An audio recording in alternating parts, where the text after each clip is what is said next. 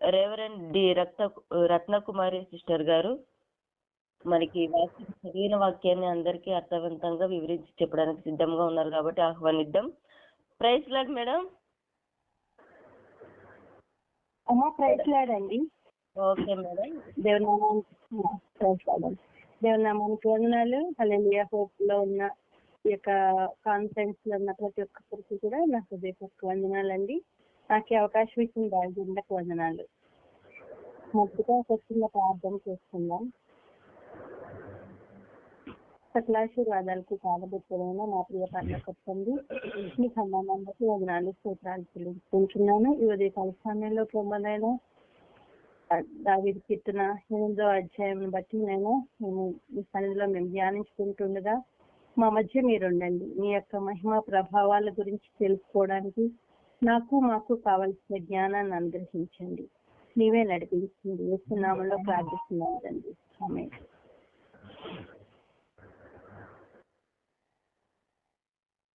మనకి ఇవ్వబడిన వాక్య భాగము కీర్తన గ్రంథం 8వ అధ్యాయము.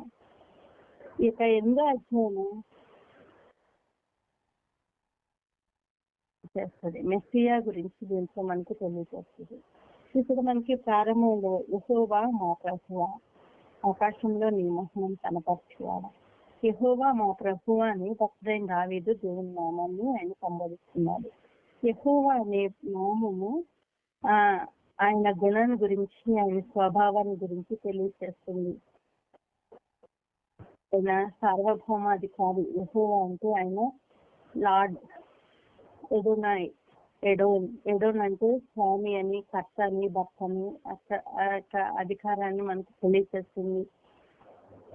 శక్తిమంతుడైన దేవుని గురించి, ఆయన సార్వభౌమాధికారాన్ని గురించి ఈ అధ్యాయంలో మనం నేర్చుకుంటాం. నిర్గమకాండం 3వ అధ్యాయము 14-15 వచనాలు అయితే ఆయన ఏం చెప్తున్నారంటే, నేను ఉన్నవాడను అనువాడనై ఉన్నానని ఆయన మోషే ద్వారా మనకు చెప్తున్నారు. ఆయన అబ్రహాం దేవుడు, ఇస్సాకు దేవుడు, యాకోబు దేవుడు అని నామం కలిగిన దేవుడు. అక్కడ మనకేం కనిపిస్తుంది అంటే, నిరంతరము నా నామం ఇదే, తరతరాలకి ఇదే నా జ్ఞాపకార్థ నామం అని చెప్పి దేవుడు అక్కడ మనకి తెలియచేస్తున్నాడు.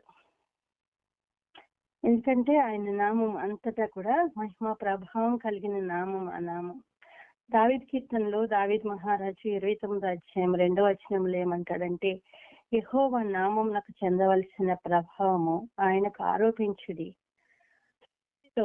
వెల్లడి అయిన బల ప్రభావములు మహిమ కేవలం యెహోవా దేవునికే చెందాలి అని అక్కడ ఆయన తెలియజేస్తున్నాడు. ఎందుకంటే ఈ భూమి మీద దేవుళ్ళు అనబడిన ఇతరులు ఎవ్వరికీ కూడా ఆ మహిమ చెందాల్సిన అవసరం లేదండి, చెందదు. ఈ యొక్క యెహోవా నామానికి ఆ యొక్క మహిమ ప్రభావాలు చెందుతాయి. మొదటి దినవృత్తాంతాల గ్రంథం 16-26 వచనంలో అయితే, జనముల దేవతలన్నీ వట్టి విగ్రహాలే, యెహోవా ఆకాశ వైశాల్యము సృజించిన వాడు, ఘనత ప్రభావంగా ఆయన సన్నిధిలో ఉన్నాయని చెప్పి మనం అక్కడ చదువుతాం. ఈ లోక సంబంధమైన దేవతలన్నీ కూడా వట్టి విగ్రహాలు. వాళ్ళ కన్నుండి చూడవు, చెవులుండి వినవు, వాటికి ముక్కుండి వాసన చూడవు. అయితే ఈ యొక్క సృష్టిని సృష్టించిన యొక్క సృష్టికర్త అయిన దేవాది దేవుడు ఆయన సార్వభౌమాధికారి. అందుకనే కోరహు కుమారులు 48:10 అంటున్నారు, దేవా నీ నామం ఎంత గొప్పది, నీ కీర్తియు వరకు అంత గొప్పదని చెప్పి దేవుని నామాన్ని కోరహు కుమారులు అక్కడ స్తుతిస్తా ఉన్నారు.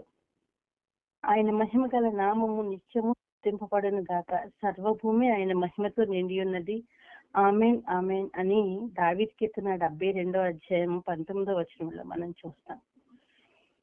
నిజంగా ఆయన మహిమ గల నామము నిత్యము స్తుతింపబడడానికి ఆయన అర్హుడై ఉన్నాడు.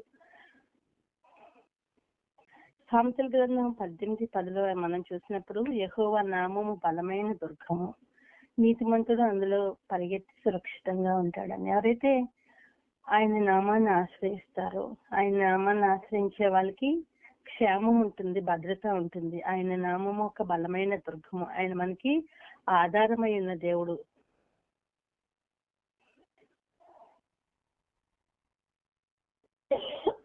ద్వితీయోపదేశ కాండం 28:58 అయితే, నీ దేవుడైన యెహోవాను మహిమ గల భీకరమైన నామమని, యెహోవా నామము భీకరమైన నామమని మనకి అక్కడ తెలియచేయబడుతుంది. ఇంత గొప్ప భీకరమైన ఘనమైన ఈ నామాన్ని యెహోవా మా ప్రభువా అంటూ భక్తుడైన దావీదు ఆయన ఇక్కడ ప్రారంభంలోనే ఆయన నామాన్ని స్తుతిస్తూ మహిమపరుస్తున్నాడు. ఎందుకంటే ఆకాశాలు ఆయన మహిమని కనపరుస్తున్నాయి. భూమి అందంతటా ఆయన నామం ఎంతో ప్రభావం కలిగిన నామం. శత్రువులను పగ తీర్చుకున్న వారిని మాన్పివేయుటకై నీ విరోధులను బట్టి బాలురి యొక్కయు చంటి పిల్లల యొక్కయు స్తుతుల మూలమున నీ ఒక దుర్గమును స్థాపించి ఉన్నావని మనం 2వ వచనంలో చదువుతాం. ఇక్కడ ఈ వచనం మనం చూసినప్పుడు ఇక్కడ దావీదు గారు ఇది ఎందుకు రాశారంటే ఆయన బాలుడిగా ఉన్నప్పుడు గొల్యాతు మీద యుద్ధం చేసి జయించిన ఆ విషయం గురించి ఇక్కడ వ్రాయబడి ఉందని కొంతమంది దైవజనులు చెప్తా ఉంటారనమాట. అయితే ఈ యొక్క 8వ అధ్యాయం 2వ వచనం చాలా చోట్ల కాదు, మనకి బైబిల్లో క్రొత్త నిబంధనలో 2-3 చోట్ల మనం చూస్తాము.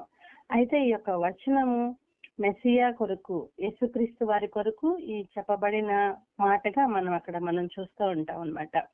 మత్తయి సువార్త 21:16 ఏముంటుందంటే బాలురి యొక్క నోట స్తోత్రం సిద్ధింప చేసినట్లుగా మనం అక్కడ చూస్తాం. అయితే హెబ్రీ పత్రిక 2వ అధ్యాయం 6వ వచనం నుంచి 8వ వచనం వరకు మనం అక్కడ చూసినప్పుడు ఒకసారి చూద్దామండి.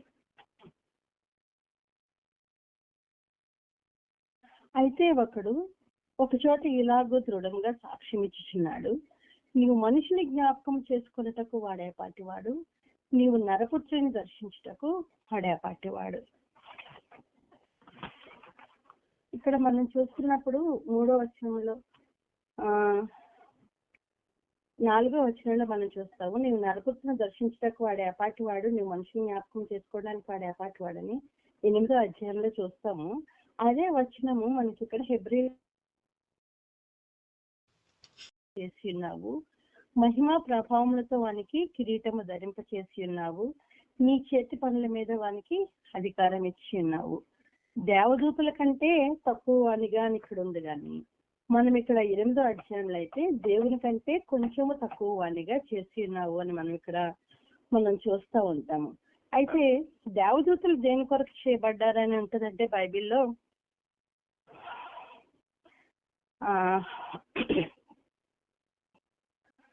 దేవదూతలేమో మానవ జాతికి సేవ చేయడానికి చేయబడి నియమింపబడ్డారని బైబిల్లో ఉంటది. విశ్వాసులైతే దేవదూతలకి తీర్పు తీర్చడానికి వాళ్ళు చేయబడ్డారని ఉంటది. అయితే దేవదూతల కంటే కూడా తక్కువ వానిగా కాదు, కానీ దేవుని కంటే కొంచెం తక్కువ వానిగా చేసి ఉన్నామని అది హిబ్రూ భాషలో డైరెక్ట్ రిఫరెన్స్ లో ఉన్నది అన్నట్టుగా నేను ఒక చాట చదివాను అనమాట. అయితే ఇంకా మనం కిందకి చదువుతున్నప్పుడు నీ చేతి పనుల మీద వానికి అధికారం ఇచ్చి ఉన్నావు, అధికారం అనుగ్రహించితివి, వారి పాదము కింద సమస్తము ఉంచితివి. అది మన హెబ్రీ 2వ అధ్యాయం 7వ వచనంలో మనం చూస్తున్నాం. అయితే దేవుడు చేసిన సమస్త సృష్టి మీద ఆయన మనకి అధికారాన్ని ఇచ్చాడు. మనం ఆది కాండంలో చూస్తాం కదండి, సృష్టి అంతటిని చేసి దీని అంతటిని మీరు ఏలండి అని. ఈ సృష్టికి దేవుడు మనల్ని యజమానిగా చేశాడు. ఆయన చేతి పని అయిన మన కాలు కింద సమస్తాన్ని ఆయన ఉంచాడు. అయితే మన ఈ లోకంలో మనం ఏం చేస్తున్నామంటే ఆ సృష్టిని పూజించడానికి చూస్తున్నాం. ఈ సృష్టిలో చేయబడిన నీరు, నిప్పు, గాలి, చెట్టు, చేమ, పుట్ట అన్నింటినీ కూడా మానవుడు దానికి పూజ చేస్తున్నాడు. అయితే ఆ యొక్క సృష్టి అంతటిని కూడా దేవుడు దేని కొరకు చేశాడంటే దానిని మనం పరిపాలించడానికి, దాని మీద మనకి అధికారాన్ని ఇచ్చాడు, దానిని మన పాదాల క్రింద ఆయన ఉంచాడని మనం ఇక్కడ 8వ వచనంలో చూసినప్పుడు, మనం ఇక్కడ 5-8 వచనాలు కీర్తన 8వ అధ్యాయంలో మనం చూస్తున్నప్పుడు ఈ సృష్టి అంతటి గురించి కూడా ఈ యొక్క వాని పాదముల కింద నీవు ఉంచి ఉన్నావు అని చెప్పి ఈ యొక్క కీర్తనకారుడు చెప్తున్నాడు. అయితే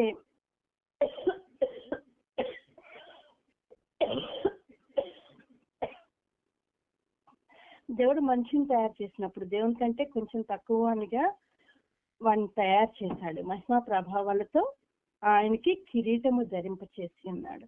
ఏమి కిరీటాన్ని ఆయన మనకి మహిమా ప్రభావాలతో ఇచ్చాడంటే, యొక్క హెబ్రీ పత్రిక 2వ అధ్యాయం 8వ వచనంలో ఇంకా మనం కిందకి చదువుతున్నప్పుడు 8వ వచనము, వాని పాదముల కింద సమస్తమును ఉంచితివి, ఆయన సమస్తమును వానికి లోపరిచినప్పుడు వానికి లోపరచకుండా దేనిని విడిచిపెట్టలేదు. ప్రస్తుతమందు మనము సమస్తమును వానికి లోపరచుట ఇంకనూ చూడలేదు గాని 9వ వచనంలో, దేవుని కృప వలన ఆయన ప్రతి మనుష్యుని కొరకు మరణమును అనుభవించినట్లు దూతల కంటే కొంచెము తక్కువ వాడుగా చేయబడిన యేసు మరణము పొందినందున మహిమా ప్రభావములతో కిరీటము ధరించిన వానిగా ఆయనను చూచుచున్నాము. ఇంతకు ముందు మనం చెప్పుకున్న సార్వభౌమాధికారం కలిగిన సర్వశక్తి మంత్రులైన ఆ దేవుడు ఎడోనాయ్, యెహోవా, ప్రభువు అని పిలువబడిన ఆయన మన కొరకు ఈ భూమి మీదకి మెస్సియాగా వచ్చిన ఆయన ఎలా చేయబడ్డాడంటే దేవదూతల కంటే కొంచెము తక్కువ వానిగా చేయబడ్డాడంట. దేవుడు దేవదూతల్ని ఆయన విశ్వాసులకు సేవకులుగా చేసినప్పుడు ఆ దేవదూతల కంటే కూడా ఆయన తక్కువగా ఎందుకొరకు చేయబడ్డాడంటే, ఆయన మన కొరకు మరణము పొంది మహిమా ప్రభావాలతో ఆయన కిరీటాన్ని ధరించడానికి. అసలు ఎంత గొప్ప దేవుడండి మన దేవుడు, ఎంత ప్రేమమయుడండి. ఆయన యొక్క పరలోక రాజ్యాన్ని విడిచిపెట్టకూడని భాగ్యమని ఎంచుకోకుండా ఆ మహిమ కలిగిన ఆ గొప్ప దేవుడు ఈ భూమి మీదకి మన కొరకు ఆయన తనను తాను తగ్గించుకొని ఈ భూమి మీదకి వచ్చారండి. వచ్చి ఆయన మరణం పొంది ఆ మరణాన్ని జయించి తిరిగి లేవడం వలన మహిమా ప్రభావాలతో కిరీటాన్ని ధరించిన వానిగా ఆయనను చూచుచున్నామని ఇక్కడ హెబ్రీ పత్రికలో మనం ఈ యొక్క మన ప్రభువు గురించి మనం చూస్తున్నామండి.